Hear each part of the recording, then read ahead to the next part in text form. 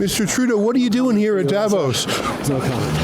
How come you never comment? This is the spirit of dialogue is the name of the conference. How come you won't dialogue, Prime Minister? You're not getting into the spirit of dialogue here. Have a good day. Who paid for you to come here? Was it taxpayers?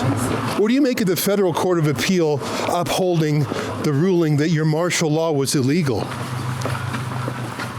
They said you violated... It's good to see you, Ezra. It's been a long time. How you been? How you been keeping? Pretty well, but you didn't speak to me though. I'm worried about you. I don't think you have. You stopped speaking to me after the boxing match. I never heard from you again. That's not true. Every time we tried to come into contact with you, you had us arrested. I never had you arrested. You beat up my colleague David Menzies. Your bodyguards did.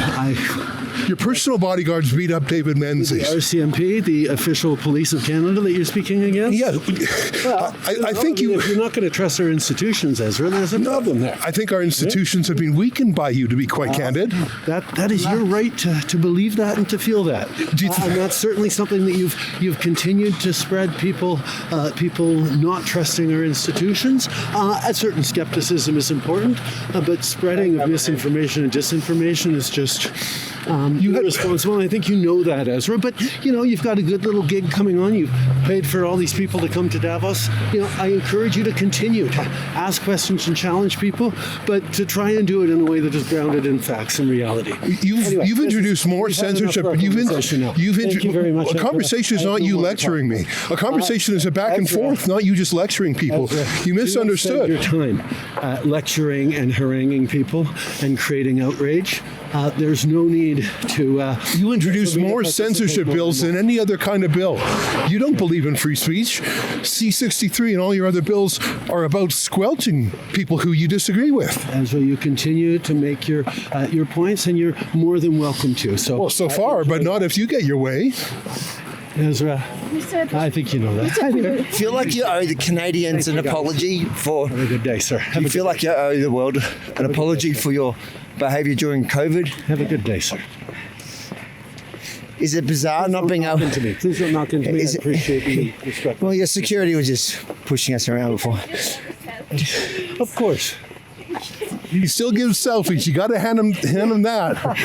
He won't talk to reporters, but he'll do a selfie. I just spoke with you for 5 minutes. You spoke at me for 5 minutes. You didn't answer any questions. You spoke at me, which is your style, isn't it? You don't do well with dissent. Are you going into any meetings here? Davos is about meetings. Davos is about connecting with people and talking about how we can continue to put people's success at the center of everything we do. Are you going to meet up with Mark Carney when he arrives? I have always happy to speak with any leaders, including with him. And how do you think he's doing? I think he's doing great. Are you worried about the rift with the United States? I think everyone is worried about an increasing polarization around the world. Do you feel that his visit to China was successful?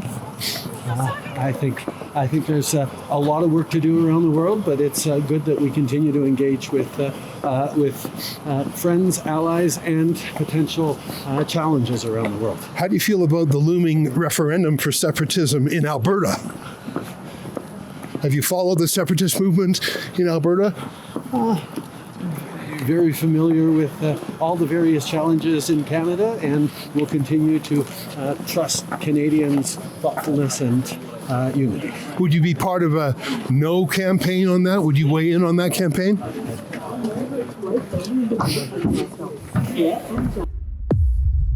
Rebel News comes to Davos every year in Switzerland for the World Economic Forum. These are the masters of the universe, the oligarchs who want to rule over us. It's an incredible gathering of VIPs. We're here as citizen journalists to ask accountability questions that the regime media won't. To watch all our reports and to help us crowdfund our costs to get here, please go to wefreports.com.